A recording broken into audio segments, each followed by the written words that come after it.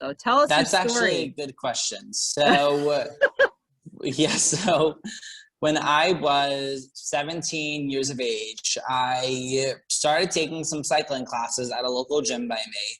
And I fell in love with the passion and the energy from that class, and really what indoor cycling brings to so many people, which is for me at least, my interpretation of it is a place where people can be themselves. And I and then I was like, after my first class, I have to be certified in this, like, because I've had because I had a rough time a couple of years before trying to find myself and everything, because I was like trying to bounce from different career interests to see what I would like to do.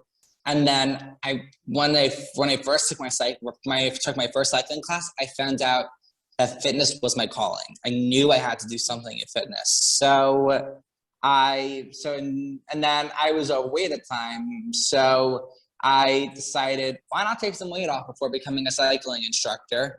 And I lost about 35 pounds then. Wow. And thank you. And then I once I lost that 35 pounds, I knew I had to sign up for that cycling training. And then I was still passionate about it a couple months later.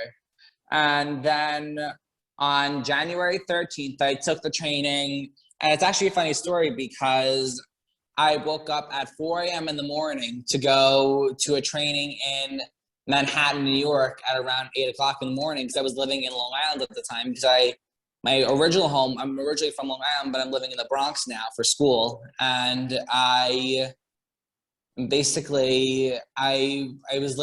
so passionate about this that I was willing to get up at 4 a.m. in the morning to go take the Maddogg training with Heather Anderson Santine, who I'm sure you guys all know is an amazing master instructor in the community.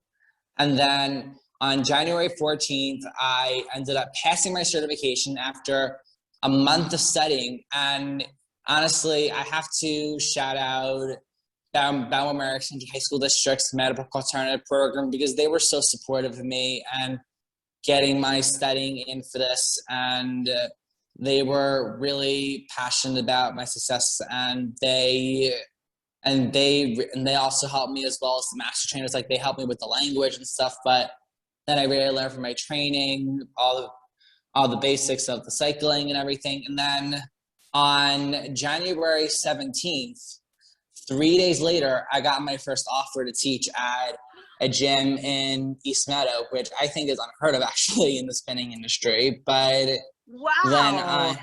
thank you. I love it. Thank Ooh, you. good And for then you. thank you.